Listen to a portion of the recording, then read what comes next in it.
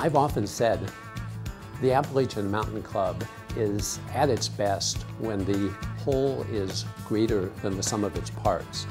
We feel that Vision 2010 gave us the opportunity to look at the three pillars of recreation, education, and conservation and bring them together in a united way so that we were able to satisfactorily claim that, yes, the whole organization was better than the sum of its parts.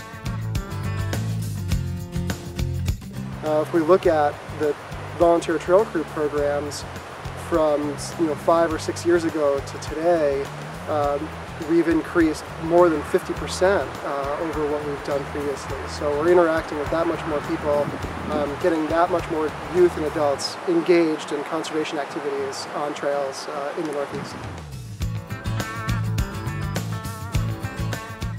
An overnight experience at AMC is more than just a spectacular setting.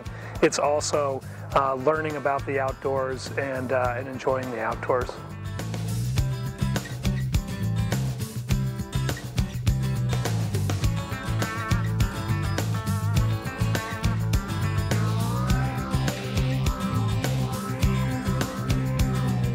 One of the things that makes AMC's approach to conservation unique is that we are a network of people who use and know the lands and waters that we seek to protect. Over the last 10 years, our voice has contributed to protecting over 1.5 million acres of land in our region and over 92,000 acres of additional wilderness designation. Everything from the 2004 passage of the Highlands Conservation Act, which leveraged over $20 million for land conservation in that region, to over 1 million acres protected in the northern forest, including the 67,000 acres in Maine that is now part of our Maine Woods Initiative.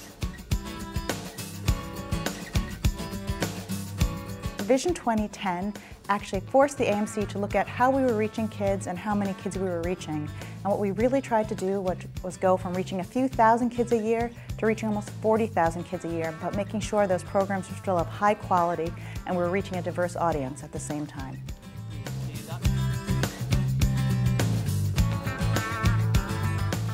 The volunteers are able to give the AMC exposure out in the local community from Washington, D.C. to Maine.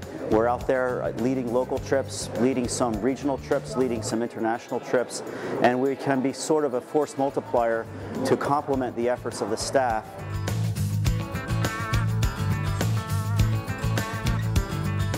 One of the biggest changes over the last 10 years has been the explosive growth in e-communications. So the big accomplishment of the 2010 vision has been that we've increased our communications through those channels. We've redesigned and expanded our website. We've created an online member center. We're now blogging, making videos more than ever before. We're using social media like Facebook and Twitter. Our magazine content is now available online as well as in print. Even the White Mountain Guide that has been a print guidebook for 100 years is now the White Mountain Guide online.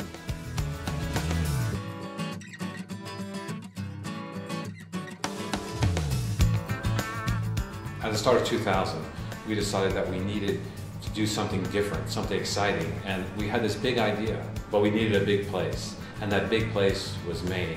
We wanted to set up a series of recreational opportunities similar to the HUD system, but with kind of a Maine focus, and that's what created the Maine Woods Initiative. It's a series of sporting camps spaced a day's hike or ski apart. It's a large recreation area. We've now, over the past 10 years, have put together 70,000 acres of land, purchased 70,000 acres of land, which, if you look at it in total, that's 100 square miles. So it's an incredible conservation area that's going to protect wildlife, help with climate change, and also provide recreation opportunities for thousands of people who are going to come to Maine and really enjoy it.